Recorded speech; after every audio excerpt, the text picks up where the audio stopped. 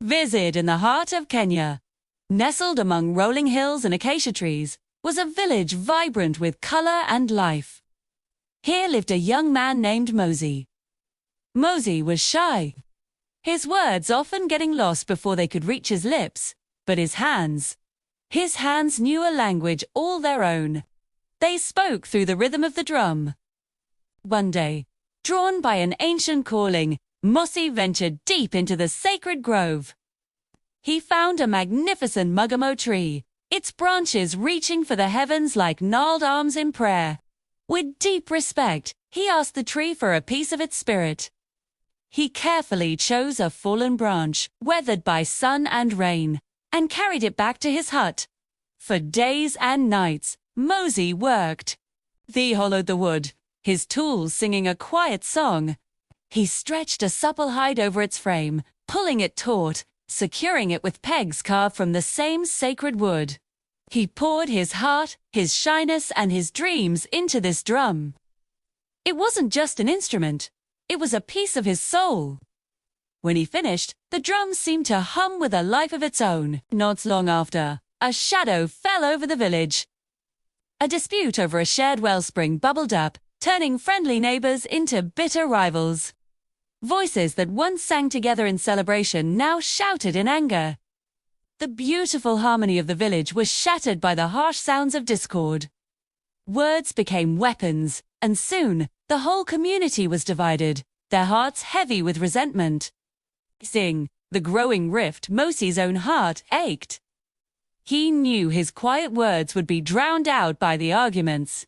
So he took up his new drum, the one born from the sacred tree, and walked to the center of the village square. He closed his eyes, took a deep breath, and began to play. But this was no ordinary rhythm.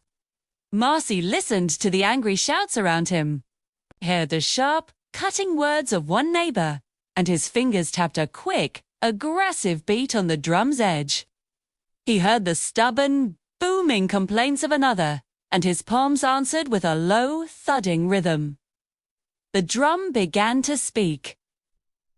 It didn't speak with words, but with the pure, raw sound of their anger.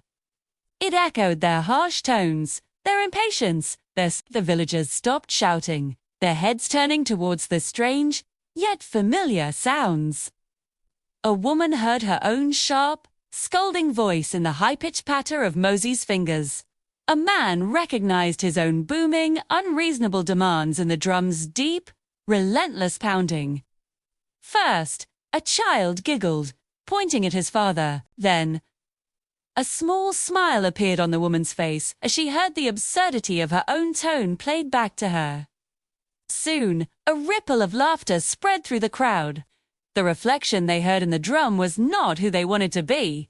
The anger, stripped of its words, sounded foolish and hollow.